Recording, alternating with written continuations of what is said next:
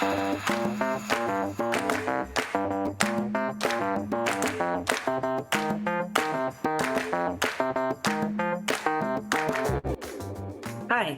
my name is Beth Doyle. I'm the Senior Vice President for Initiatives and Solutions at Kale.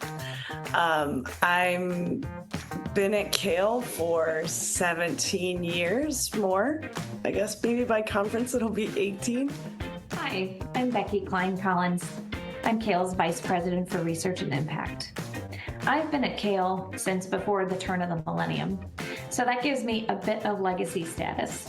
Of course, Kale's legacy goes back even further, and I am so proud of what this organization has accomplished in the last 50 years. We're really proud about Kale's work in connecting the dots between higher education, employers, workforce, economic development, and chambers of commerce.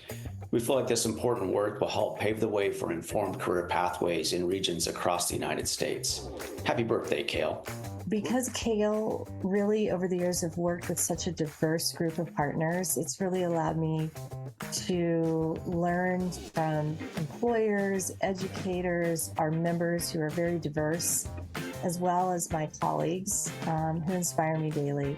I'm really grateful to be a part of an organization that for 50 years has consistently put adult learners and workers at the center of all we do. Kale's growth over the past 50 years has been amazing.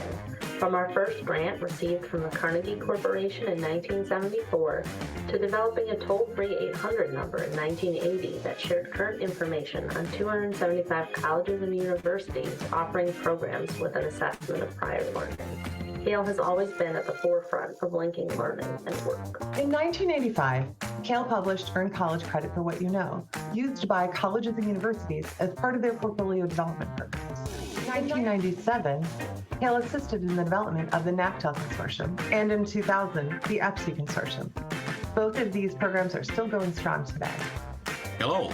From all of us here at Kale, we'd love to sincerely thank you for attending Kale's 50th Anniversary Conference, and hope you're enjoying your time here in New Orleans and are learning lots from the field.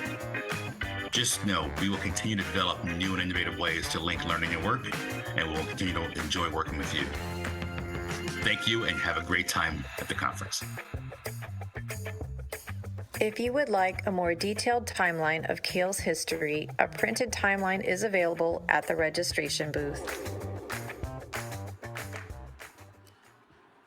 Good afternoon. Good afternoon. I am Dr. Thomas Stewart.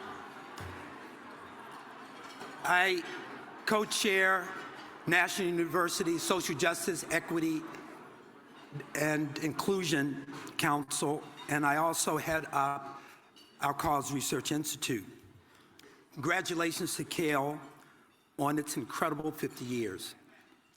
Before we get this afternoon's award programming started, I'd like to share a video encapsulating National University's commitment to adult learners. This video will give you some understanding of why sponsoring Kale's Learner of the Year Award, is so meaningful to National University. Culturally, the American dream is about making it. But there's an underlying pressure to make it on your own. For the working adult daunted by the investment to go back to school, National University is deeply committed to leading the way on whole human education. For our support seekers, when they start or return to higher education, they're not just a student. They're a student and a parent, a student and a caretaker, a student and an employee. Often, all at the same time. Our students need a school that can recognize and support all of those ands. National University provides you an opportunity to really be able to fit education into your life.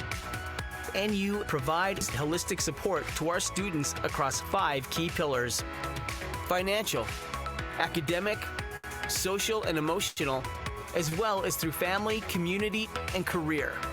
We call this whole human education. We understand how to meet students where they are and bring that whole student perspective and then help them get on the path to being successful.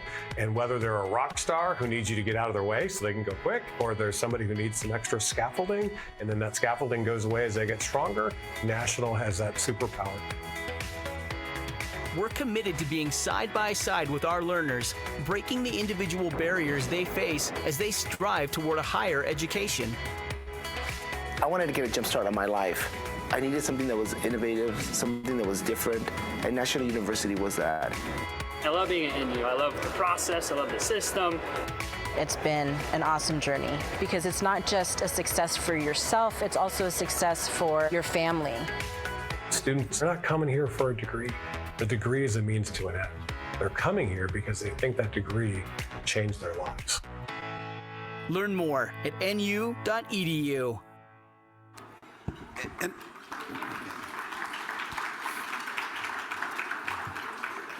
thank you. And for those of you who have not heard President Mark Milliron speak, he's a phenomenal speaker, and he'll be delivering a keynote address tomorrow. I strongly encourage you to attend it. The presentation of Cale's Learner of the Year Award is always a highlight of the conference. As Mark indicated in the video we just saw, this award personifies the outcomes we strive for at National University and in the Cale community. It is an honor for me to announce the winner of Cale's 50th annual conference.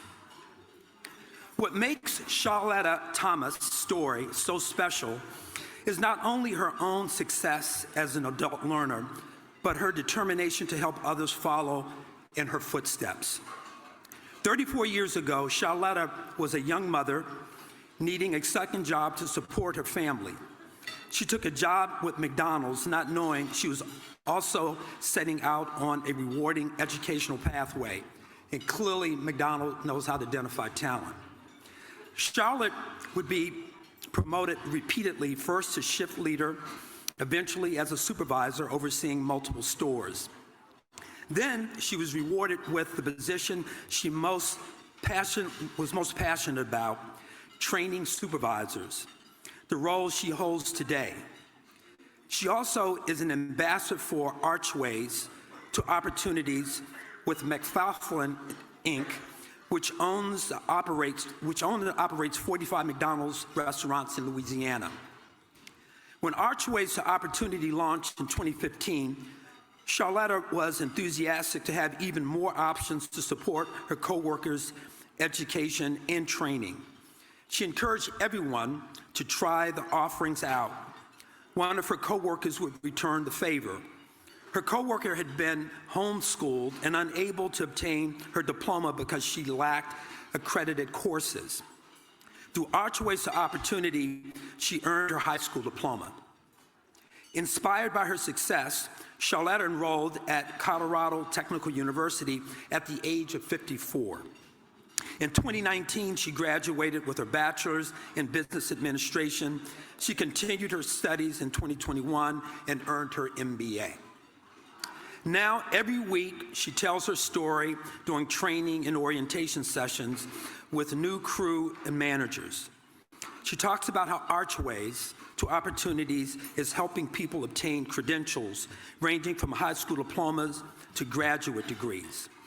Charlotta, thank you for your commitment to empowering adult learners and workers in progress and move forward, helping workers progress and move forward in their education, careers, and their lives.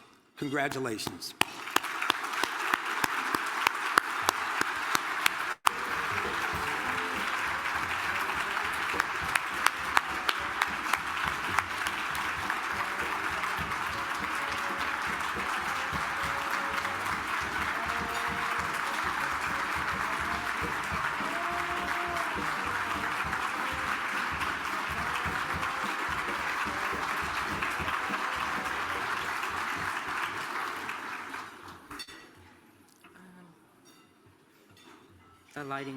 The lighting's a little difficult for me, but I think I can get through it.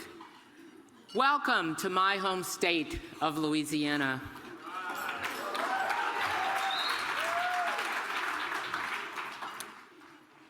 It's an honor to be here sharing my ICE story. The legacy of those before me, their struggles, their triumphs, and the resilience they've passed on. My parents, both born in the 1920s, taught me the meaning of hard work and persistence.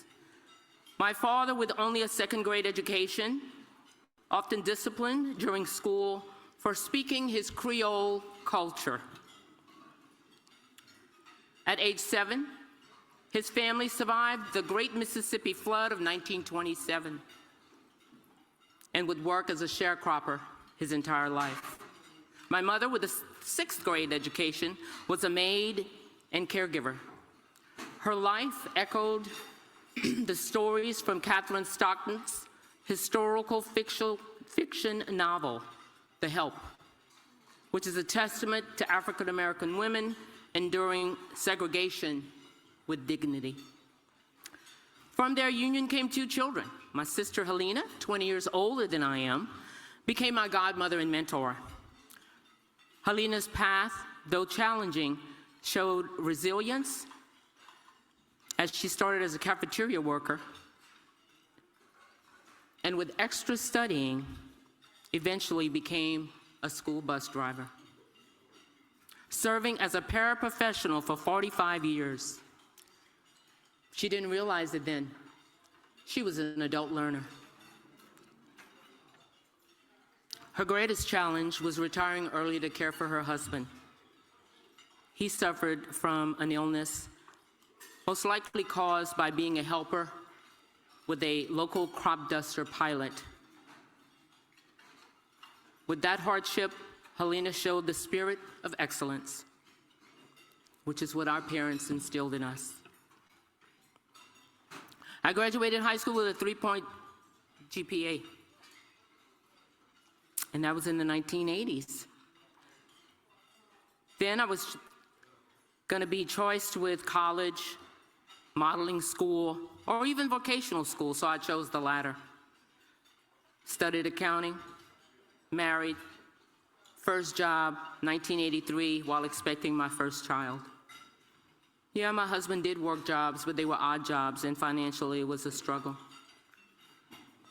After that complicated phase, I decided to take a job at a bank, and that bank was to offer me a position as a bookkeeper, from bookkeeper to loan officer. So yes, I did the adult learner. But then they were building a brand new McDonald's restaurant. I had to take that second job because my family needed me to.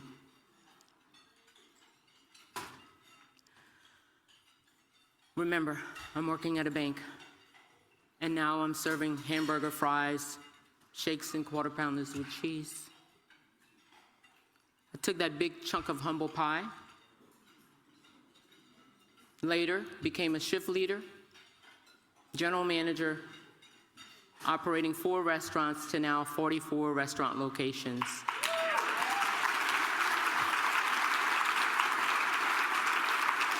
My career with McLaugh has been one of growth.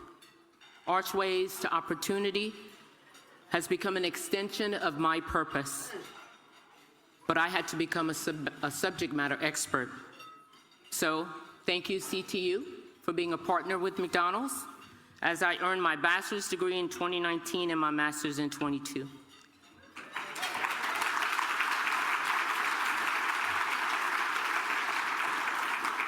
So just to share a little bit of statistics with you, I'm currently on the foundation board for SOLA CC, which is a local community college in Lafayette, Louisiana.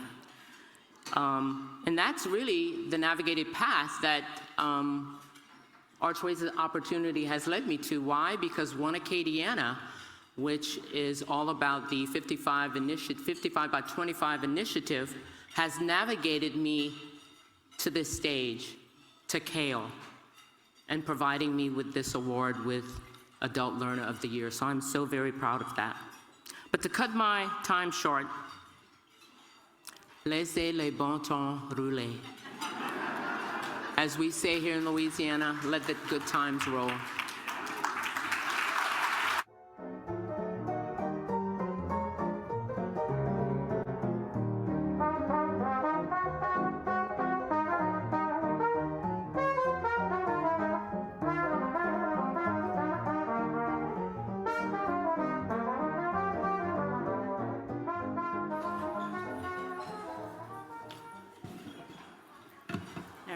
good afternoon. I'm Sujin Jez, a Kale Advisory Board member and CEO of California Competes, which is a nonpartisan policy research and advocacy org focused at the intersection of higher education, equity, and the economy. I hope you've been enjoying the luncheon so far and all of the conference activities. And today it's my pleasure to present the annual Morris T. Keaton Award. While I can't take credit for being a part of the selection process, reading about the awardee has been energizing. But let me tell you first about the award. So Kale established this award in 1989 to recognize those whose work, commitment, and ideals exemplify and amplify the values that Dr. Morris Keaton championed.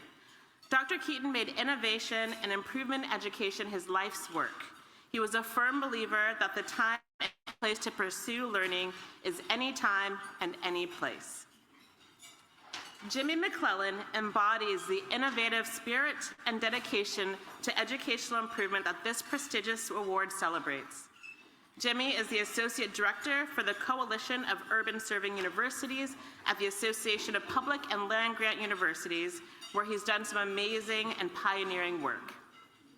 Jimmy's talents have advanced experiential learning and expanded access to post-secondary education for adult learners, particularly adult learners of color and urban serving research institutions. Launched in 2023 under Jimmy's visionary leadership, the Urban Adult Learner Institute, or UALI, has become a transformative initiative within the higher education community. Its open access model maximizes its impact, supporting adult learners across the country.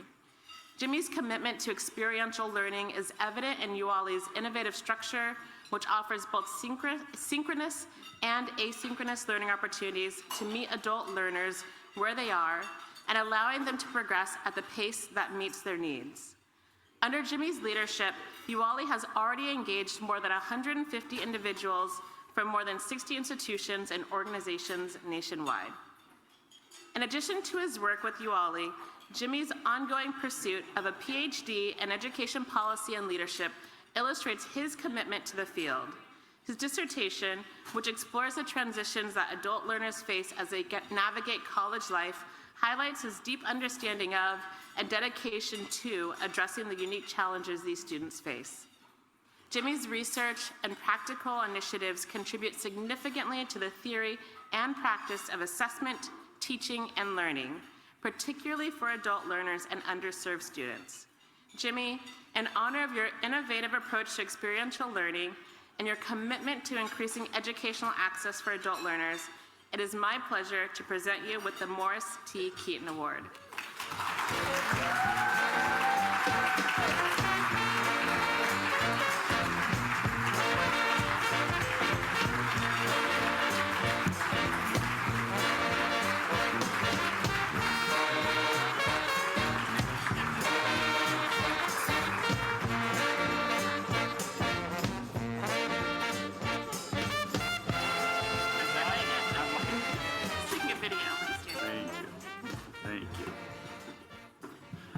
Right, thank you all. I want to begin by thanking Kale for the opportunity to receive this award. Innovations and improvements have been a part of my work as a student affairs educator, as a former kindergarten teacher, and as a current public servant on my city council in the state of Maryland. Furthermore, it's informed my life as a first-generation high school graduate. But it was not until my first Kale conference in 2022 that I began to think about innovation with learning in terms of adult learners specifically. That year in Chicago, a lot happened. I had just started my new role at APLU, where I was tasked with overseeing a grant focused on adult learners of color and how they succeed at the institutions that they're a part of. So I was sent to the Kale conference to soak up as much information as I could about adult learners and student success initiatives, which proved to be a challenge for two reasons. Number one, because there's so much to learn, it would have been impossible to learn it all at one conference. And 2, that week, Taylor Swift released tickets to the Eras Tour for the first time, and I had to be there. So, nonetheless, despite frantically searching and clicking through Ticketmaster between sessions, only between sessions, not during, I walked away from that conference with the seeds of the vision for the Urban Adult Learner Institute and some concert tickets. Most of the reason, though, that I'm up here today receiving that award is because of the conversations I had sitting exactly where you are right now. Being brave and introducing myself to the person next to me, even though the introvert in me was telling me to avoid eye contact at all costs. Then following up with the interesting folks that I met on LinkedIn and staying connected to see how we could be partners in this work, because that's the only way to sustain this work that we're doing. So if I can offer one piece of advice, it would be to stretch yourself to allow for happenstance to happen this week. Because you never know where the conversations you have with random folks sitting next to you may lead you, or what it might inspire others to do. Thank you.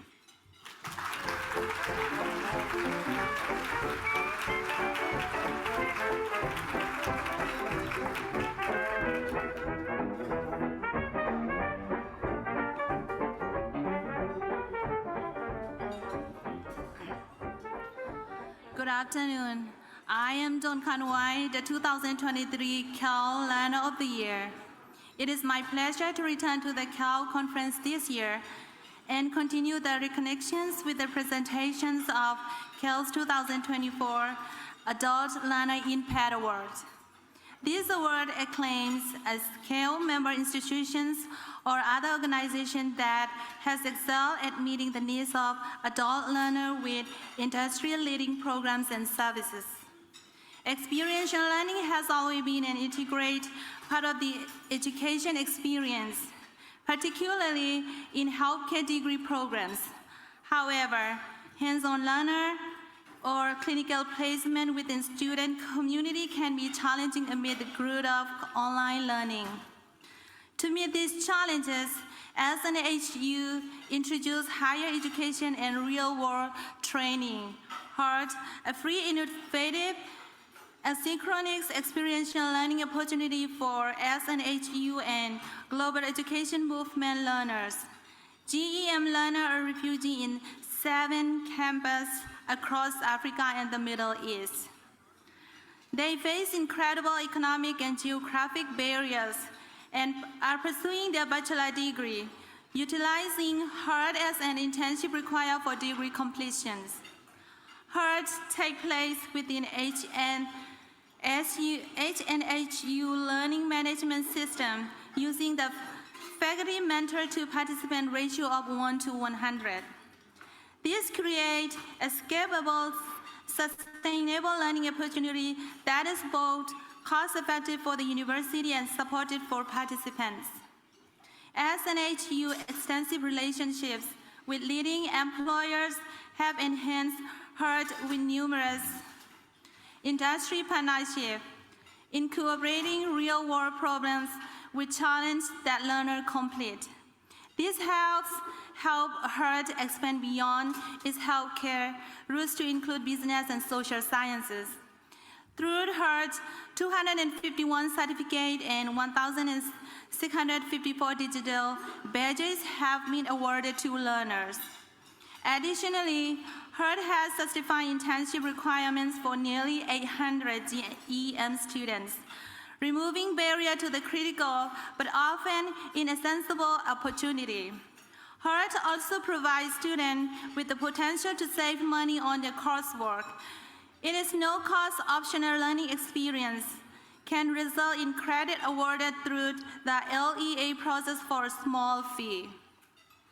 To date, 360 courses credit have been awarded, resulting in over $214,000 in student savings. Congratulations to SNHU for expanding equitable access to experiential learning and the career pathway it enables to travel. Here to accept the award on behalf of SNHU is Dr. Stacy L. Roosevelt, Associate Chief Nursing Administrator at SNHU.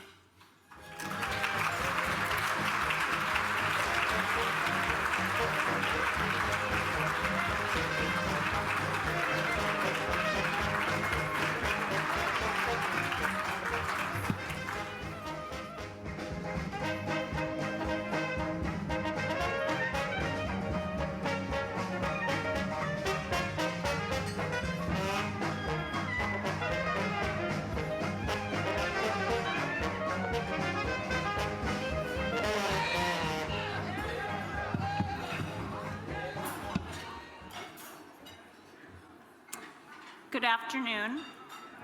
On behalf of Southern New Hampshire University Nursing and Health Professions Unit, I'm truly honored to accept the Kale Adult Learner Impact Award for Heart. At SNHU, we believe education has the power to transform lives, and this program reflects our commitment to making higher education accessible, practical, and life-changing for adult learners. Every day, we are inspired by the resilience and determination of our students who balance work, family, and learning to pursue new opportunities. This award is a testament to the dedication of our faculty, staff, and community partners who continuously innovate to support these learners on their journeys. Thank you to KL for this recognition and for your commitment to lifelong learning. Together, we're creating pathways to success and building a brighter future. Thank you.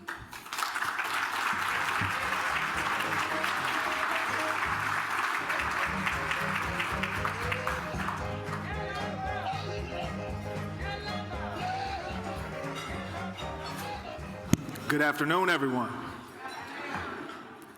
My name is David Polk. I am the Apprenticeship Director from the great state of Wisconsin. I also serve as a Kale Advisory Board member and the current president of the National Association of State and Territorial Apprenticeship Directors. Today, I have the honor of presenting the Pamela Tate Rise Award. The award is named in honor of Kale's leader from 1990 until her retirement in 2018. It recognizes individuals who reflect her timeless commitment to linking learning and work in ways that enhance the well-being of adult learners and the nation's workforce. Dr. Fabiola Riobe's work is a showcase in seamless connections between education and employment and workers. As the inaugural Vice President of the Educational Innovation and Global Programming at Kansas City, Kansas Community College, or KCKCC, Dr. Riobe has made monumental strides in connecting educational pathways with workforce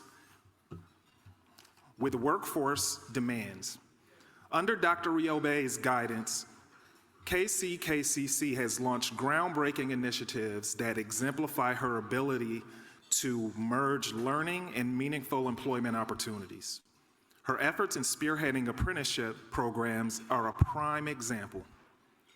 These programs have been meticulously designed to allow participants to earn while they learn, addressing the critical need for education that does not come at the expense of financial stability.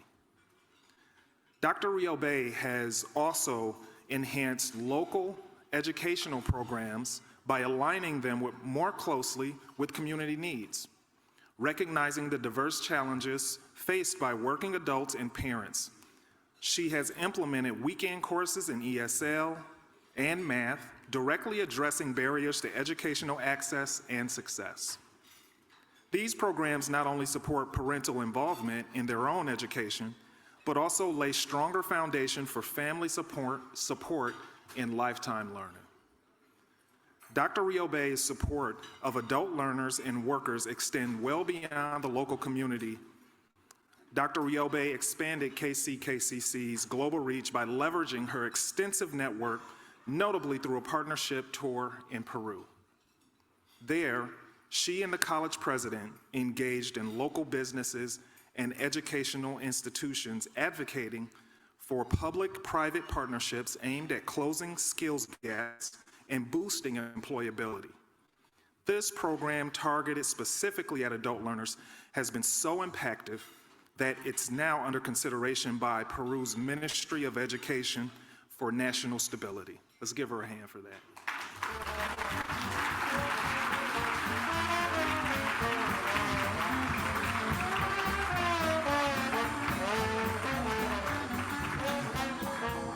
Additionally, Dr. Riobe's empathetic leadership and relationship building prowess have forged significant partnerships with key organizations. These collaborations have resulted in innovative education pathways that directly respond to workforce needs of the community, showcasing her strategic vision and her profound impact on both individual lives and broader educational landscapes. Dr. Riobe, we are grateful for your compassion, empathy, and expertise, which have made you a beacon of positive change and a model of effective leadership. Congratulations for your exemplary service and the Pamela T. Rise Award.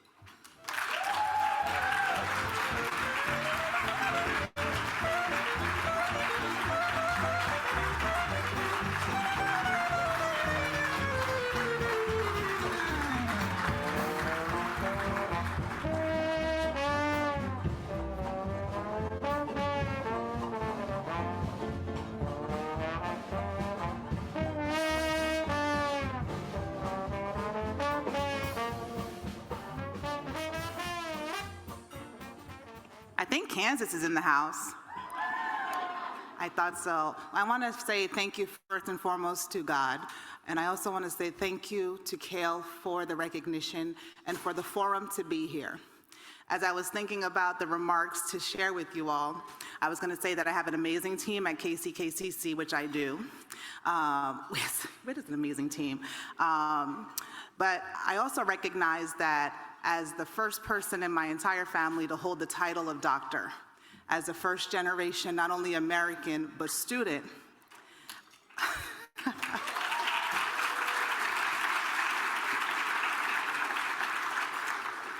I would not be here before you if it wasn't for my grandmother, who, although she only had a third grade level of education, deeply instilled in us that education was the only key to open doors and hearts and opportunities.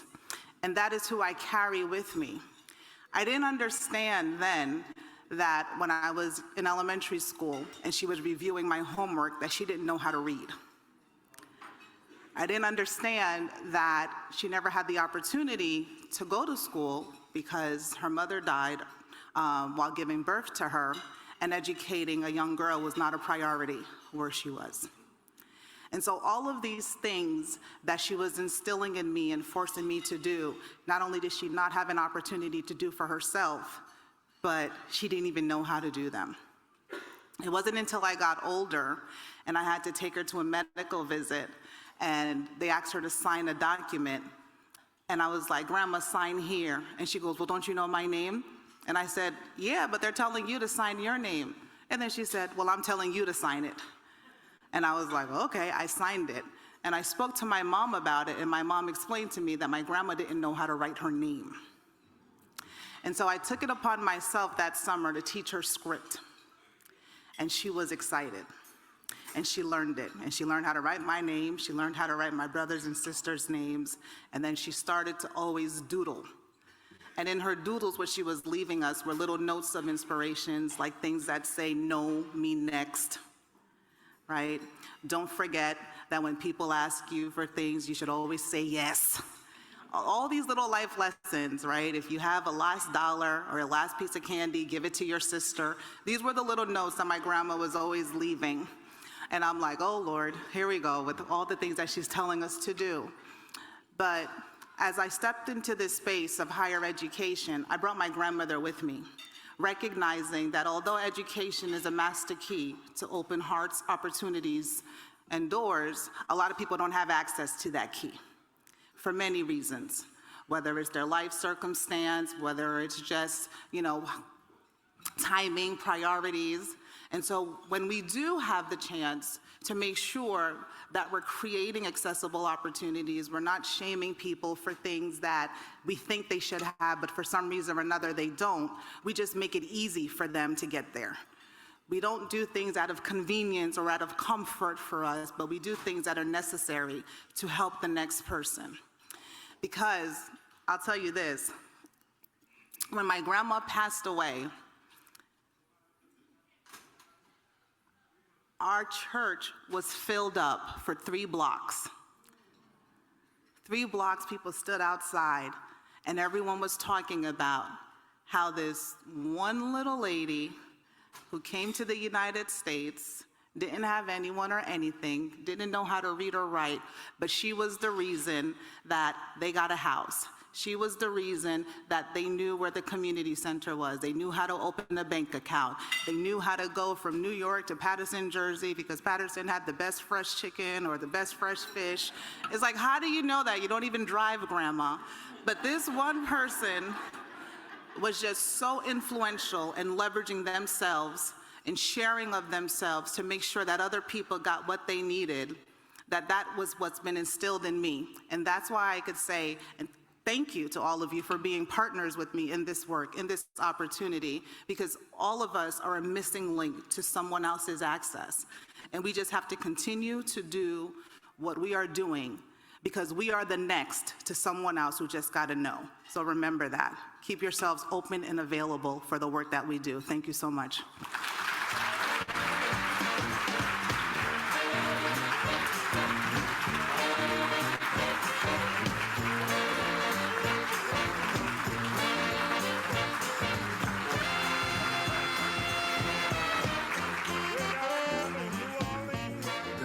Good afternoon. How's everybody doing? Isn't this what it's all about? Like all of it leads up to this moment. So just one more time, put your hands together for everyone who's being recognized.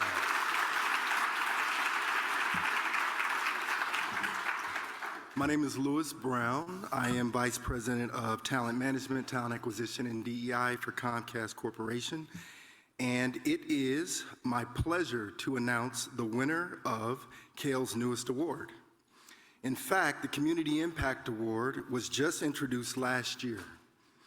To me, community is the sum, the needs, and the impact of all of us. As everyone knows, as everyone who works with Cale knows, it is committed to the principle that collaboration is key to scaling impact. It's a very aptly named award, and it recognizes an outstanding organization that positively impacts the lives of adult learners and workers in the Cale Conference host region. New Orleans is, of course, the host of a very special conference, Cale's 50th. Greater New Orleans, Inc. goes even further back, as it was founded in 1913 as the New Orleans Progressive Union, with the vision to support the economic growth and prosperity for businesses and residents of the region. In 2004, the organization became known as Greater New Orleans, Inc., the regional economic development nonprofit organization serving the 10-parish region of Southeast Louisiana. Its mission is to create a region with a thriving economy and an excellent quality of life for everyone. Josh Tatum, Vice President of Business Growth of Greater New Orleans, Inc., is here to accept the award. Josh, congratulations, and thank you for you all's commitment to sustaining a robust, accessible, and growing middle class in Southeast Louisiana.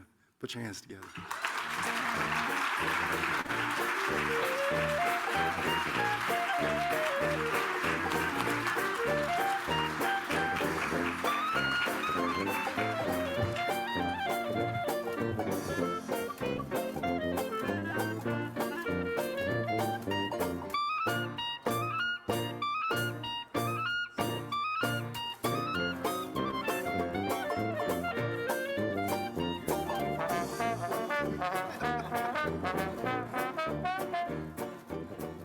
Good afternoon, and Louis, thank you so much, and thank you to the Kell team and to everybody here today. You know, the one thing that always comes to our mind at Greater New Orleans, Inc., you know, as the Regional Economic Development Organization, is our North Star is exactly what Louis mentioned, is to create an excellent quality of life for everyone. And that boils down to really the impetus of what this award is, and one of our partners, Opportunity Hub, that's based in Atlanta, that looks to grow the next generation of diverse entrepreneurs.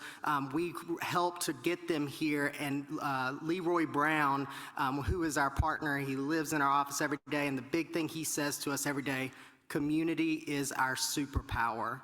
And so we live by that, and we thrive by that as community members to not only help us drive our programs and drive our mission, but also to hear what is needed, because everything changes in the community every single day.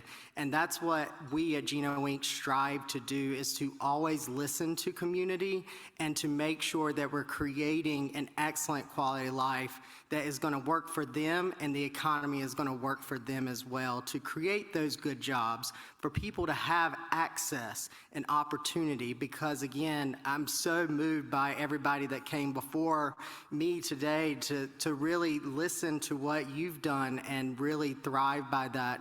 So again, I want to thank everybody in this room, because you are innovators, you are leaders, you are the ones in the community that are making a difference. And so, again, it takes a village in the workforce world, and you are the village, you are the community, and we are the superpowers making it happen. So again, thank you to Kell, and thank you to everybody for your support and partnership. And I hope you have a great time in New Orleans.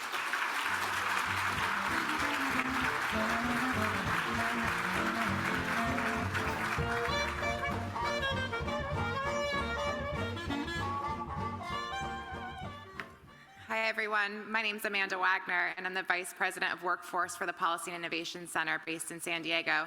And wow, I'm a little overwhelmed right now. It's not often that you sit in a room with so many people who are selflessly changing lives. I'm just really, really in awe of the greatness that's happening in this room today. I have the honor today to introduce our keynote speaker, and I firmly believe that the right person at the right time can change a life. Consuelo Castilla-Kickbush is on a mission to empower the next generation of leaders with the tools to have profound impact on individuals' lives and the community. Before starting her own company in 1997 and embarking on a career as a motivational speaker, leadership trainer, and mentor, Consuelo Castilla-Kickbush retired from the illustrious military career with the rank of Lieutenant Colonel of the U.S. Army. Whoa is right, yes. Today, Consuelo travels throughout the U.S. and abroad, speaking to educators, students, parents, corporations, government agencies. The list goes on. I don't think she says no. She has come a long way from her barrio in Laredo, Texas, where she was raised without material wealth, but her immigrant parents afforded her a life rich in culture, tradition, faith, and values. Now the president of a successful and growing company, she has an intense desire to share with others what she has learned along the way. Consuelo provides purpose, hope, and inspiration to all who hear her message. And whatever you do in life, she says, the most important thing is to have a mission and a passion for what you do.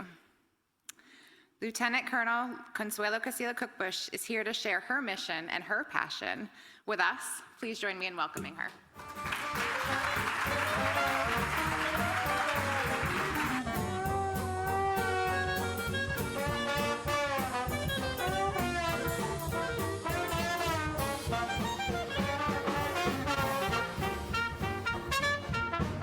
Wow. Buenas tardes. You're bilingual. That's a good start. Thank you, kale. You're not the other kale. The superfood that tastes horrible.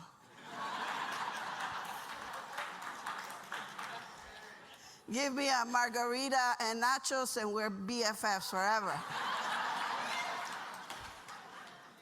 You're Kale, the superstars. People would ask me, so what do you do? But before I go into that, to my brothers and sisters who received the award, once more, wow. Mi respetos. You are what we call dream makers. When I was asked a long time ago, so what do you do? Are you an activist? You're an entrepreneur? I say, well, I'm a street walker. I walk the streets of America. And then they would say, yeah, but you're from Las Vegas. I go, that didn't go well, did it?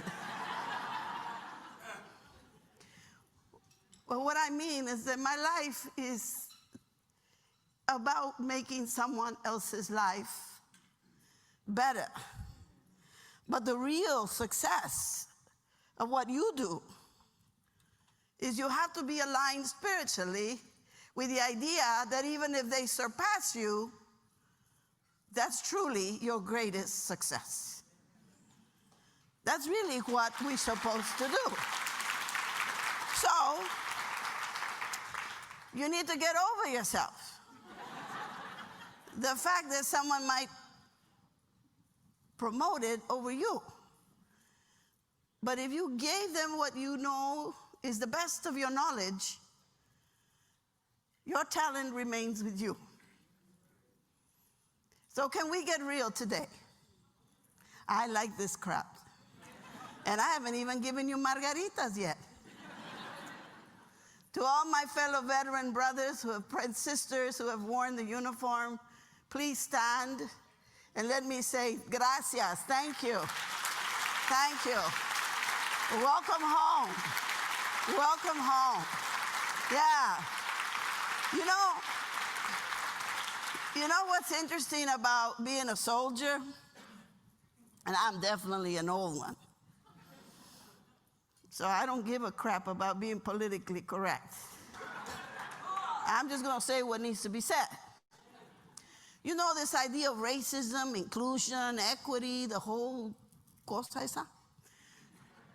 You know something? When you wear that uniform and you go to a place like Germany and you don't look all the same, they don't give a crap. What they know is what you got. It says U.S. It means us. So let us as a nation stop not just exporting peace, let us practice what we should do at home, import peace.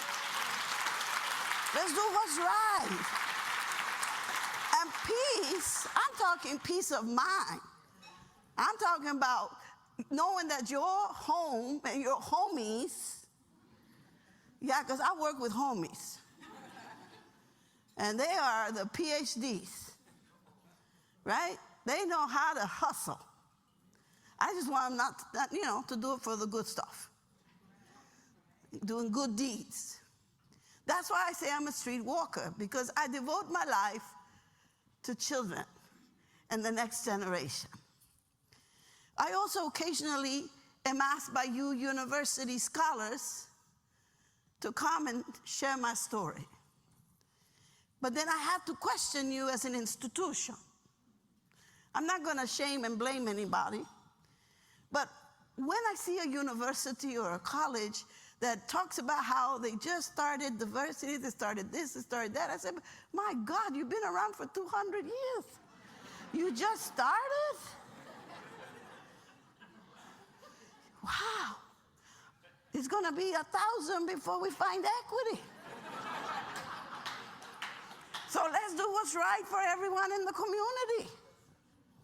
Think about who is not on your campuses. And it's our community.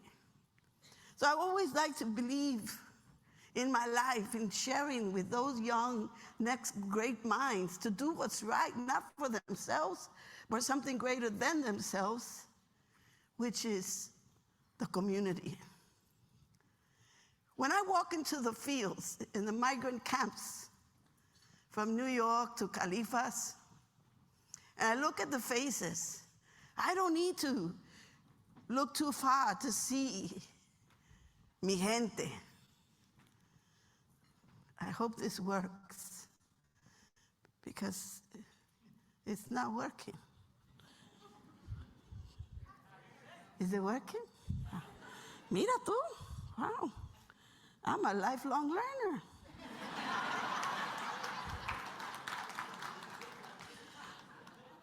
Okay, so there we go. Gracias. And to James, you're back there, brother. Look at me. Yeah, thank you. I don't need to go far to see the faces. My hermana, both of my hermanas who got awards spoke of their ancestors. These are my parents. They're not wearing Gucci Poochie or anything like that. They both have a third grade education. But I know one thing in life about adult learners. It's not because they want to start to learn. They simply want to be validated for what they've been doing their entire life. That's really what they're doing. You know? So I celebrate them because they have a PhD in life. And so if you speak to an adult learner about how we're here to help you, the truth is, they can help you. So you got to have that mindset in your development of your programs and what you're trying to do, that you add the knowledge and the wisdom of these elders, because it's who we stand on. Now, I'm a storyteller. I said to Dr. Doyle, thank you, Manita, for talking in that committee meeting about me. You see, my parents didn't play. How many of you are survivors of your parents' look? Y'all understand what I'm saying? Talk about inclusion. How many of you are survivors of your mama or your papi saying, I'm doing this because I love you? Right? Thank you, brother. How many of you would say, go get it? Go outside and get it for me. You understand what I'm saying? Yeah, it was a weapon of mass destruction. You understand what I'm saying? And then they would sit there with that weapon of mass destruction and tell you this psychobabble stuff about this is going to hurt me more than you. Can we get real? Yeah, you understand? But I also learned that they didn't know what they didn't know. They didn't understand social emotional learning. Okay? So they definitely messed with my emotions. But I also know that I'm standing here before you, not just that American dream, that first woman to be in combat support, to look in the eyes of 68 men at the end of Vietnam. Forget about gender bias. Forget about inclusion. It is 4:30 in the morning. And you're thinking, how in the hell did I get here? But you know that if you look at who you come from, and you come from these ancestors, and you come from that place where there is no excuse. You see, I'm the daughter of a maid, just like my sister, Miss Thomas. My mama cleaned toilets, but she didn't clean them. She made them sparkle.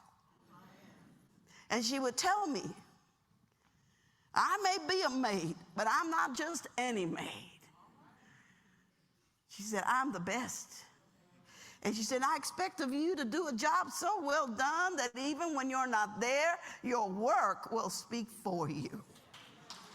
So you see, thank you. You have to come to a place like Kale, because you're the superstar on your campus. And there are people who are jealous of you. They don't like you. They're hoping you retire. And they will all come to the ceremony because they want to make sure it's legal. But we're adult learners. We're not going anywhere. We're here to add value to that next generation. I love millennials. Yeah. I have 3 of them in my house. When are you going to create a pathway? I'll let you finish it. But because in my culture, we're about familia. And we're about meeting each other where we're at. And if your communities, you've got to see who's not on those campuses. And the question is why? To my military brothers who have seen the worst of humanity, and they're having to come home, and somebody's asking them, well, how was it? Really? Really? Don't ask. Just say, welcome home. Where do we start? You tell me. How can I best serve you? You see, the pathway for freedom, they already knew what it cost. The pathway to coming back is about you asking, how do we do it together? Sometimes these courageous and bold conversations are hard to be made on campuses that are so institutionalized, so set in those ways, that it takes you to be that disruptor. Sometimes I ask the most uncomfortable questions of institutions. How many of your faculty live within 5 miles of this institution? Man, you want to see a provost squirm? Well, Colonel, I'm not sure that that's the way. I said, no, just answer my question. I mean, what's the problem? 80% don't live with it? Oh, how long have they been lived out there? Well, you know, I said, well, no. How well do they know, besides coming in the building, who's not here that should be here? That's why I love you. I truly do. Because you're asking the tough questions. And those companies that are here, they understand. It's not about the bottom line. It is about making sure that this nation says what it says, justice for all. And a job is a pathway to the real freedom that my parents never experienced. You see, I'm the daughter of a laborer who worked for $1 an hour. And in that, me going to work with him, being his translator, being his interpreter, I was with the adult learner, but he was also teaching me to negotiate, to lead, to never look for excuses, and to always dream big. So remember, I was trying to go to school, and my papi, you know, he was such a jokester. He would say, "Ahora vas a la escuela, hija." I go, yes. ¿Tú eres el sueño americano? I go, I'm the American. He said, and the teachers, todo mundo. I go, yes, they all got the memo. And he would tell me, what do you want for breakfast? Papas con huevo, huevos con papas. And I go, it's the same thing. You just reversed them. You see, he never saw his life as a pobrecito. My father always said to me, you're not poor. You're rich. You're rich in culture. You're rich in traditions. You're rich in a land in which God has given you the opportunity to be the best that you are. No excuses. And so I went to school, and I loved my teachers. I don't know what it is about educators. Y'all smell good. My mommy didn't smell like that. She smelled like cilantro and ajo every day. And I loved my teacher. She was so tall and beautiful and gorgeous, and she spoke English. And so I didn't know English. And so all I know was the body language, the nonverbal. And I remember I had Ida. Ida was my vision. She was my window. She knew Spanglish. That was good enough for me. And I remember the teacher saying to the other teacher through Ida, "Oh God, they're here." And I go, "¿Qué dijo?" She goes, tú, they're talking about you. "Ah, sí." And then the other teacher said, "I wish they'd all go home." Y dije, "¿Qué dijo?" "Tu casa." "Oh, mi casa? She wants to know where I live?" "Yes, good. I live 2 blocks. You see, I don't know hate. I don't know. But I felt something. You see, so as you put together your programs, your institutions, where are you putting them? And are you building the bridge? The other languages that you serve in your communities, are they visual? Is it a sign that says in Khmer, in Burmese, that says, "Welcome, esta es tu casa"? And so I think of my early days. And when I didn't speak English quick enough, well, the teacher had a way of what she thought was my best way to learn. She would bring me to the front of the class. And with a ruler, she would hit the back of my hands. And she would tell me, "Every time you speak Spanish, you will know from me." And I love Miss Mann, but I also hated her. Because she's supposed to be my ticket to the American dream. You see, there are so many who left school, who are now the adults, for a myriad of reasons. But some of it may have been just the fact that they didn't want you there. Like it was for me, and for my family, and for still today, in 2024, thousands of families that don't know the pathway to the nearest institution. In Houston, I served 500 immigrant families. Over 95% didn't know that the community college was but 3 blocks away. So how do we get out of our campuses, and get out of our windows of comfort and see through a different lens? And all the companies that support us to see that the workforce doesn't have to come from outside. It is within us. That's what the American dream is really about. It's about that soldier who lost a limb, or like my brother in who can't walk to this day very well. And as an adult learner, he goes to the university and takes courses that help him cope with the realism of his life, because he knows that's where his brothers come, not just to learn, but to heal as far away as Hawaii.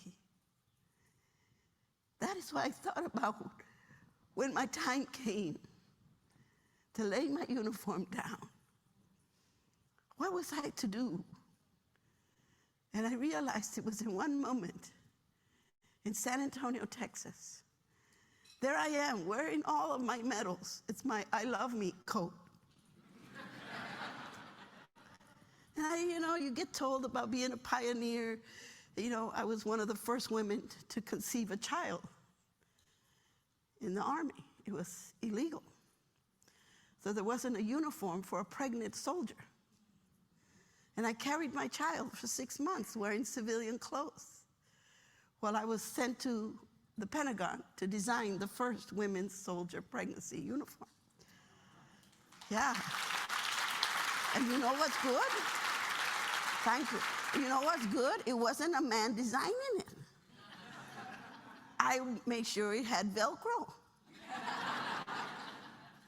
It was about commanding the largest unit in the free world, but also understanding that the men at the time that I was serving, most of them were men in my early life as a soldier, had one thing, unfinished business. They were all high school dropouts. And so I went to Central Texas College, and I told them, we need for our men who have served to be educated, not through life, but through this little piece of paper. And so they held high school courses in the barracks back then. And they yelled and screamed and cursed me and said all kinds of horrible things because it was on Friday nights. But on time of graduation, 400 of the soldiers in my command had families come from as far as 3,000 miles to witness the path to freedom. You see, we do this, and we don't expect to be recognized. We do it because it's the moral obligation of a nation that believes in democracy and in justice for who? For all. 20 years later, I get invited to Fort Meade. A driver comes up and he says, Colonel, I've been told by the garrison commander to personally escort you to his office. I said, listen, bro, I just landed. I am not on any of your military police files. He said, ma'am, I don't know what's going on, but and so there's this guy, he lost his hair a little, and I said, listen, I don't know what your deal is. He said, welcome, Colonel. I said, do you remember a young private first class that cursed you? I said, well, there's a few hundred of them. I said, which one are you?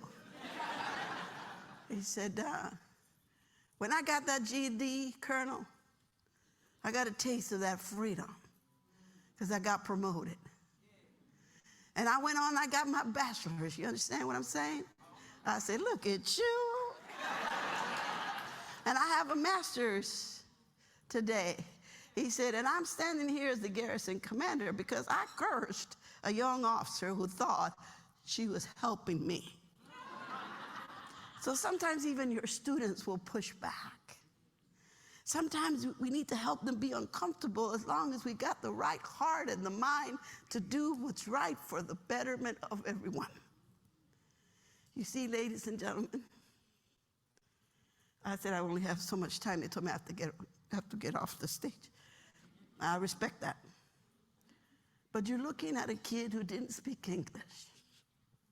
I was told I was retarded. That was the word and the label I was given. I was ESL, at risk, economically disadvantaged. I was so special. Through high school, I would ask, which one of this are you talking to? I got them all. But I realized as I begin to close, it was them, those viejos, who said hate doesn't deserve hate. You want to make the world better, Consuelo. There's no sweeter revenge than success. You see? Well, thank you. So as an adult learner, I went back to get my master's in cybernetics. That's not chironetics, that's freezing dead people. Artificial intelligence, you know. This is the girl that was retarded, that couldn't do well in math because I was a Latina, and all of those stuff. But what I know is that people met me where I was at, and people said the words, yes, you can. The debt has been paid. You see? And so I know that what you do every single day, you are disruptive. You are the dream makers. And it's a hard, difficult moral responsibility as Kale. But it's what makes the world better. If you're in business, I know in your business meetings, they're trying to wrap their head around, what? You're gonna do this with this community college, blah, blah, blah, blah, blah, blah. But you know that when you don't have to import, just like our peace, we import opportunities at home. Oh yes, I walk the streets among the gangbangers, among the unpolished diamonds in the rough. I work among the moms that are single moms that work for places and go to school with CalWorks programs and others around the nation. And yes, there are some street walkers who have the child and try to do what's right in a time when the world thinks of them as nothing. I am not here to see what they do. I'm here to love them and to encourage them to break that cycle of whatever that is, the demons that have held them back. That's what you do. You unshackle people. And as my father would say, este no es mi país. This could not be his country. For like mi hermana, my father could not sign his name. Or my other sister. You see, what they taught me is that you can be that difference. But don't seek recognition. Simply walk in the truth of that you can love without boundaries, without conditions, because humanity deserves for us to see all of ourselves. And so I became the highest ranking Hispanic woman in the combat support, and it was going to be a big deal. Oh, I was going to be on CNN, all of this stuff. I was promised a star, a general, a documentary, possibly Netflix, and the list goes on. What can I say? But then on that day with my I Love Me uniform, I always go to my barrios, the hoods, and I was eating my barbacoa. That's a healthy food choice for you. Better than kale. And 3 of my homies walk in. They're about to walk in. I'm about to walk in. And one's telling the other one, "Órale, vato, me checa esa ruca." And I know Spanish. He's like, he calling me. Wow. And the other guy's like, "Yeah, homie, what's up, dog? Check her out. She looks like a Christmas tree." 14 medals of courage, and I'm a tree? But then a young sergeant, African-American brother, comes in. He's at the door. He sees me, and he says the words that just so sweet. He goes, "Ma'am, good morning, ma'am, after you, ma'am." And I walk in. I said, "Thank you, Sergeant." And my 3 homies are like, "Whoa, vato, did you see that? Man, whoa, wow." And so I said to them, I said, "I understood what you said, eh? Yo entiendo." He said, man, it's like for real, like, you're cool. I said, "I'm cool, you're cool." And I love young people because they're like, "You know, I know, no, you know, I know." I said, "I hope somebody knows." And I invited them to eat. And it was there that I began to hear, "Nah, miss, school's not for me, man. Nah, not for me either. The streets are our life." I said, "Bro, I came from the streets. I am you." Like, "Really? Really, miss?" Like, I said, "Don't call me the name you give girls, okay? Because that's not nice." But I realized then, what would happen to these 3 young lives and all the other lives in the little villages of Chicago, in the Pilsons? What would happen to the Bronx? What would happen to my Islos from East LA? And when I get that call, I went home and I told my husband, "I'm retiring. I'm going to give it all up." He said, "What?" He said, wait a minute, is it menopause?" I said, "No." I said, "No, I'm fine. I'm fine, baby. I still got it."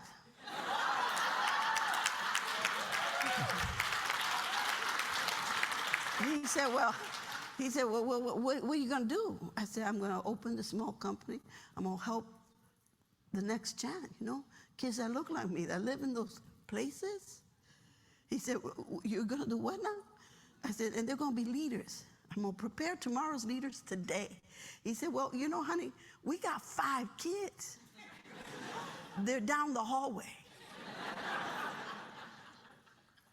Have you seen our grocery bill? I said, baby, they're going to be fine because they got you. And I thank my husband today because that Black Hawk pilot walked off that Black Hawk for the last time. And he said, I'm coming home and I'll raise my kids. And I don't know what you're going to do, but you make sure you understand you still live here. And you don't got it for no one else but me. And that was 25 years ago. So today, 1 million children, 1,000 school districts. So I always like to close by asking, is there someone in this room that heard my story when you were in middle school or high school? I know there's some that write to me that are now trio directors. They're doing their thing. They're doing it in a bigger way, in a better way. And that's what I started with, to live a legacy. You don't have to have all the money, all the power, and all the time. What you need to have is courage, las ganas, to empower the next generation to do it better, to do it smarter. But when you do with the adult learners, I know one thing for sure. Don't look at it as a deficit, because they come with so much knowledge, so much grit, so much resilience, that all they need, and I'm going to curse a little bit, el pinche papelito, that damn piece of paper, that is the gateway to them earning a living. South Texas College, McAllen, Texas. I'm so proud of you. You went from this little college that's like the train that could, and you were importing all these people from all over the world to be your nurses at $100,000. And you decided through a beautiful human being, Dr. Shirley Reed, who just retired, decided she would meet and put satellite campuses in the colonias, in the hoods, in the barrios. And to see her tell me, just a few years later, she said, Consuelo, when they graduate tonight, all these adult learners will have a certification in nuclear medicine. And I'm telling you today, we will break the cycle of poverty. You see, that's what you are at Kale. And I know you're tired sometimes. You get frustrated with your institutions, with your whoever you're trying to deal with in the leadership. But remember this day and this moment. It took 50 years for someone then to fight the good fight. You got to take it on to the next 50 years. You've got to push forward. And that's my daughter who sits here today. It is in your hands, Dolores, in the hands of those of your generation, to find that we all matter. We don't have to have a war to find the peace. We have to be transparent and authentic and real, because we are about us. Thank you, Kale.